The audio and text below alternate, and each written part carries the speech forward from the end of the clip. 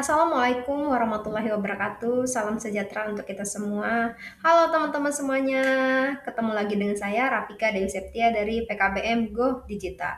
Nah, teman-teman, hari ini kita akan membahas materi yang sangat dekat dengan kehidupan kita sehari-hari, yaitu Sishankamrata atau peran kita sebagai warga. Kita akan belajar bagaimana aksi nyata kita di tingkat lokal bisa berdampak besar untuk menjaga keutuhan Negara Kesatuan Republik Indonesia. Negara yang kuat berawal dari lingkungan yang hebat. Mungkin kalau kita pikir kata bela negara itu adalah yang terbayang di pikiran kita adalah tentara yang memegang senjata dan maju di medan perang. Padahal di era modern saat ini, bela negara itu sederhana, kita peduli pada keamanan dan ketertiban di lingkungan tempat tinggal kita sendiri. Nah, karena pada dasarnya negara yang kuat itu berawal dari lingkungan RT atau RW yang hebat dan aman. Kutipan keamanan nasional. Nah, teman-teman, ada sebuah kutipan yang sangat bagus nih. Keamanan nasional adalah rajutan dari ribuan keamanan lingkungan yang dijaga dengan ikhlas oleh warganya sendiri. Nah, ini ibarat sebuah kain, negara ini adalah rajutan benang. Yang mana kalau satu benang di kampung kita itu putus atau rusak, maka rajutan besarnya bisa ikut robek. Nah, jadi keamanan lingkungan kita adalah kunci keamanan nasional. Apa itu Sishan Kamrata? Apakah teman-teman di sini ada yang tahu apa itu Sishan Kamrata? Nah, konsep yang kita bahas tadi punya nama resmi, namanya Sisham Kamrata atau singkatan dari Sistem Pertahanan Keamanan Rakyat Semesta. Nah, poin utamanya ada dua. Yang pertama itu TNI dan Polri memegang kekuatan utama, tapi rakyat adalah pendukung mutlaknya. Yang kedua, aksinya harus nyata di lingkupan lokal. Di wilayah kita, bela negara itu wujud seperti menjaga ketertiban kampung, menolak narkoba, dan melawan hoax, serta mencegah keributan antar warga. Tiga wujud pertahanan warga modern. Bagaimana cara kita ikut bertahan dan menjaga keamanan? Di zaman sekarang ini, bentuk pertahanan warga itu terbagi menjadi 3 ronda. Yang pertama, ronda fisik, yang kedua, ronda digital, yang ketiga adalah ronda sosial. Ronda fisik adalah bentuk siskamling tradisional yang mencegah ancaman kriminalitas konvensional seperti pencurian, premanisme, atau penyusupan pihak asing di wilayah RT kita. Yang kedua adalah ronda digital. Ronda digital ini menjadi detektif informasi yang mengawasi dan memutus rantai penyebaran berita bohong atau hoax atau ujaran kebencian berbaur sara di WhatsApp grup warga. Yang ketiga adalah ronda sosial. Ronda sosial adalah peduli tetangga yang mengetahui jika ada warga yang kelaparan atau sakit. Kemiskinan adalah yang membuat orang mudah dihasut. Aksi 1, Siskamling dan keamanan fisik.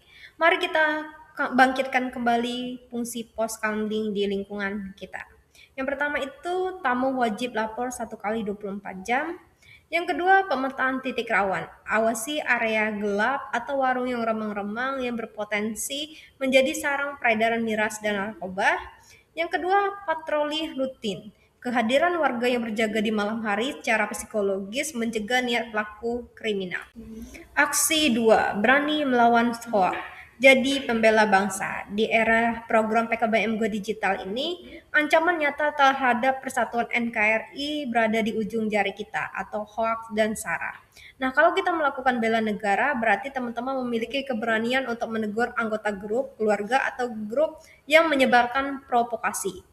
Yang ketiga, jadilah agen literasi. Lakukan saring sebelum sharing. Biasakan teman-teman mengecek kebenaran berita melalui situs trunbackhoax.id atau melalui media massa terpercaya. Aksi 3, gotong royong atau ronda sosial. Tahukah teman-teman bahwa musuh terbesar kita saat ini adalah kemiskinan? Nah, musuh dalam selimut. Musuh terbesar bangsa kita saat ini adalah kemiskinan dan ketimpangan sosial di sekitar kita, yang mana orang yang lapar lebih mudah dihasut untuk berbuat kriminal atau memicu kerusuhan sosial. Senjata utamanya adalah kepedulian kita. Seperti ronda sosial berarti teman-teman menengok tetangga sebelah rumah. Apakah ada yang sakit parah namun tak bisa berobat?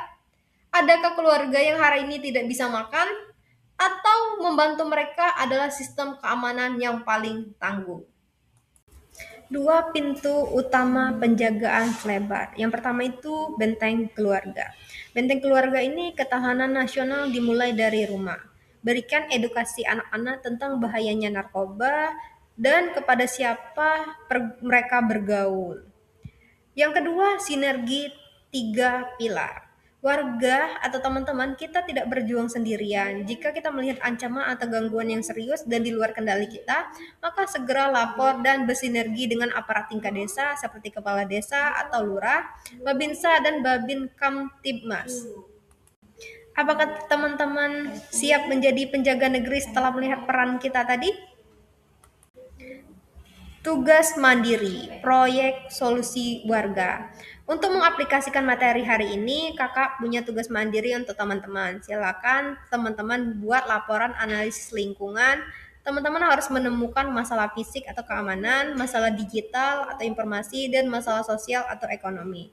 Terus teman-teman berikan solusi dari permasalahan ketiga tersebut. Apakah teman-teman siap menjadi penjaga negeri? Sejauh ini apakah teman-teman ada pertanyaan? Jika teman-teman ada pertanyaan, mari kita bahas di WhatsApp group. Sampai ketemu di pertemuan selanjutnya. Saya akhiri. Wassalamualaikum warahmatullahi wabarakatuh.